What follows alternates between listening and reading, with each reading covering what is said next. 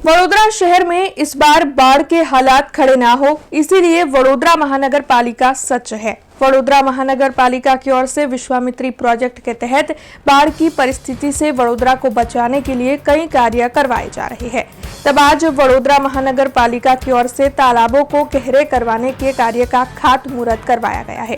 दरअसल वडोदरा का ऐतिहासिक रामनाथ तालाब और साथ ही वास तालाब, इन दोनों को गहरा करने की कामगिरी का आज खातमुहूर्त करवाया गया।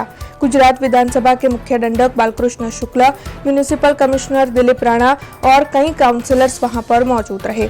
गुजरात विधानसभा के मुख्य दंडक बालकृष्ण शुक्ला के हाथों जेसीबी का पूजन करवाते हुए इस कामगिरी की शुरुआत करवाई गई। वास तळाव અને રામનાથ તળાવ બે તળાવ આજે ઊંડા કરવાનું સીએસઆર એક્ટિવિટીમાં પ્રારંભ કર્યું છે।